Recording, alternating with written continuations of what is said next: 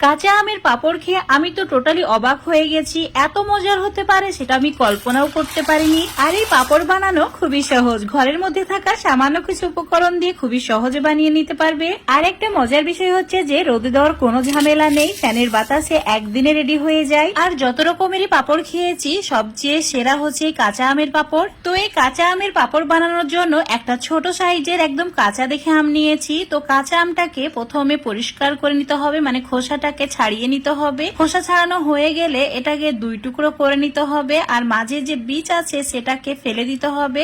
আর এরই সঙ্গে আমের যে শক্ত অংশ আছে সেটাও কেটে বাদ দিতে হবে। তারপর ছোট ছোট টুকরো করে নিতে হবে। এবার একটা কাপের মাপ করে 1 কাপ সাবুদানা নিতে হবে, আর এই সাবুদানা জলের মধ্যে দিয়ে ভিজিয়ে রেখে দিতে হবে 10 মিনিটের জন্য।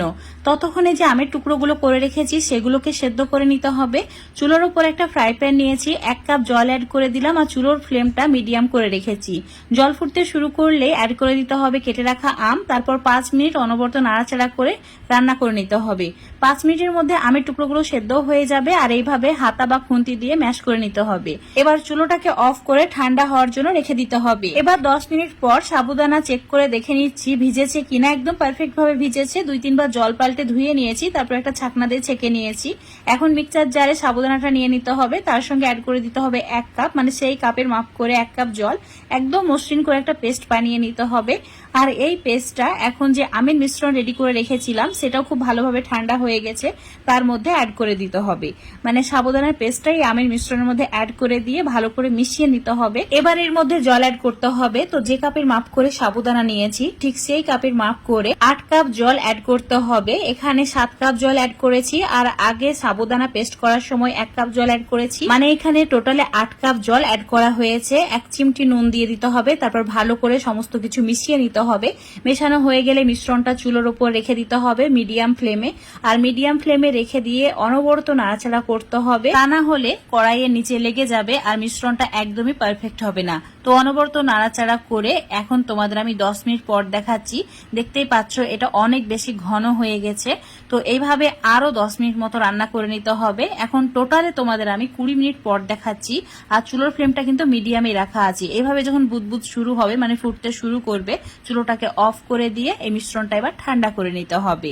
তো এইভাবে একটু নাড়াচাড়া করে ঠান্ডা করে নিয়েছি। এবারে এর মধ্যে অল্প একটু ফ্লেভার অ্যাড করব, যেমন শুকনো লঙ্কা কুচি মানে চিলি ফ্লেক্স অ্যাড করেছি, তার সঙ্গে 1/2 চামচ গোটা জিরে অ্যাড করেছি। আর যেহেতু আমরা এখানে কাঁচা আমের পাঁপড় বানাচ্ছি তাই রঙের জন্য অল্প একটু সবুজ ফুড কালারটা অ্যাড করেছি, মানে 3 ফোঁটা মতো।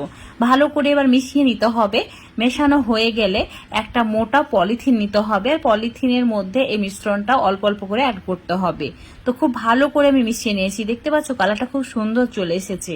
ঠিক এইরকম কালার নিয়ে আসতে হবে। যদি তোমরা ফুড কালার না দিতে চাও না দিলেও হবে, কোনো প্রবলেম নেই, এতে স্বাদের কোনো পরিবর্তন হয় না। আর তোমরা যদি কোনো পাতলা পলিথিনের ওপরে পাঁপড়গুলো দাও তাহলে অবশ্যই পলিথিনের ওপরে অল্প একটু তেল ব্রাশ করে নেবে, তাহলে খুব সহজে পাঁপড়গুলো উঠে আসবে। তো এইভাবে পাঁপড়গুলোকে রেডি করে নিতে হবে। অল্প অল্প মিশ্রণ দিয়ে পাঁপড়গুলো রেডি করে নেবে, তারপর ফ্যানের বাতাসে রেখে দেবে। পাঁপড়গুলো দেওয়ার পর সারা রাত্রি ফ্যানের বাতাসে রেখে দিয়েছিলাম। এখন তোমাদের সকালবেলায় দেখাচ্ছি। দেখতেই পাচ্ছ কত সুন্দরভাবে পাঁপড়গুলো একদম শুকিয়ে গেছে। তো 10 থেকে 12 ঘন্টা যদি ফ্যানের বাতাসে রেখে দেওয়া হয় খুবই সহজে পাঁপড়গুলো রেডি হয়ে যায়। একদম ট্রান্সপারেন্ট হয়েছে, আঙুলগুলো দেখা যাচ্ছে এতটাই পাতলা হয়েছে। এখন এই পাঁপড়গুলো ভেজে খাওয়ার জন্য একদমই পারফেক্ট। যদি তোমরা স্টোর করে রাখতে চাও 1 বছরেরও বেশি স্টোর করে রাখতে পারবে, কিন্তু হালকা একটু রোদে দিয়ে তারপর এয়ারটাইট কন্টেনারের মধ্যে ভরে রাখবে, তাহলে যখন বের করে ভাজবে ঠিক এইভাবেই ফুলে উঠবে আর একদমই পারফেক্ট ভাবে ভাজা হবে। যে খাবে সেই প্রশংসা করবে। তো আজকের এই পাঁপড়ের রেসিপিটা যদি তোমাদের ভালো লেগে থাকে অবশ্যই বাড়িতে একবারে কাঁচা আমের পাঁপড়টা বানিয়ে খেয়ে দেখবে। সত্যি বন্ধুরা, একবার খাওয়ার পর তোমরা প্রত্যেক সিজনে বানিয়ে রাখবেই। তো আজকের রেসিপি ভালো লাগলে লাইক শেয়ার কমেন্ট করে দেবে। ফেসবুক পেজ থেকে দেখলে পেজটাকে ফলো করে নেবে, ইউটিউব থেকে দেখলে চ্যানেলটাকে সাবস্ক্রাইব করে রাখবে আরো এরকম রেসিপিগুলো পাওয়ার জন্য।